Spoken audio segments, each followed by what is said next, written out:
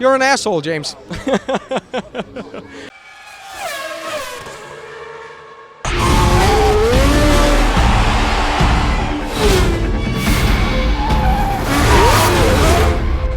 We've been waiting months for it, but it's finally here, the Rush movie premiere in Leicester Square. The guest list is incredible. We've got celebrities, Formula One drivers, former Formula One drivers, and of course the actors Chris Hemsworth and Daniel Brühl, bringing the F1 World Championship from 1976 to life. And I'm going to try and speak to as many of them as possible. Hunt, James Hunt. I had a friendly disagreement with another driver about his wife. Why? What did you do? I'd be happy to show you if you like. Now you're a bit of a hunky 6'3", am I guessing?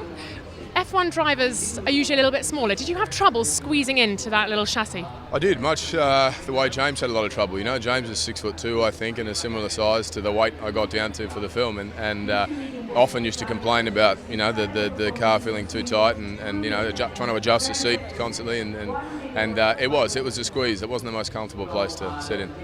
What an exciting evening. Are you proud to have such an amazing film for everyone to see tonight? I'm amazed. So let's wait and see what's going to happen. But I've been part of the movie telling everybody what to do. Peter Morgan when he wrote the script, and then Ron Howard. But let's see the audience, how do they react. This is the most important. And you spent a lot of time with Daniel. He's got you to a T, everybody's saying. How was that, playing back that 1976 championship for you? He played an incredible job because as a German, to speak Austrian is tough. To speak my way of English is even more difficult. But he did an incredible job. When I see him on the screen, I think it's me. Watching you win those races, you were equally responsible for getting me back in the car.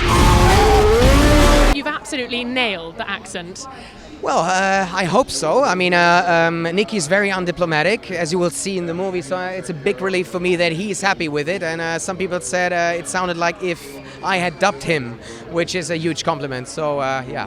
You spent some time with him at his house. What was the funniest thing that happened while you were hanging out with Niki Lauda? So many things. I mean, the first conversation we had on the phone was already quite funny. Because he called me at 6 o'clock in the morning saying, well, I guess we have to meet now. And I said, yes, that would be great. Well, just bring hand luggage to Vienna. In case we don't like each other, you can piss off right away. And I thought, oh, well, that's pretty undiplomatic. And then I went to Vienna. Unfortunately, I had to buy some extra clothes because I stayed longer than expected. Today with the rain, it's the most dangerous track in the world. That all depends on how good you are in the rain. Let's race. I'm not aware of any sequel possibilities, although you could, you know, if you just focused on either one of these guys, you could do hours and hours of brilliant television, you know, about them. And there are probably a lot of other great stories in Formula One as well. What an incredible evening for the Rush premiere here in Leicester Square. We've seen the celebrities, we've seen F1 drivers, we've seen David Hasselhoff, and they've all headed in now to watch the film. We are going to be having so much more content about Rush up on the channel, so keep an eye out. We're going to have a behind-the-scenes documentary with James Hunt's mechanics, so make sure you subscribe to Pole Position so you don't miss out.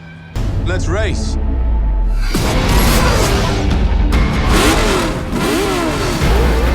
And you know, for James that year, it was the best car. He was on it, and it just all came together. And you know, it was just him and Niki really.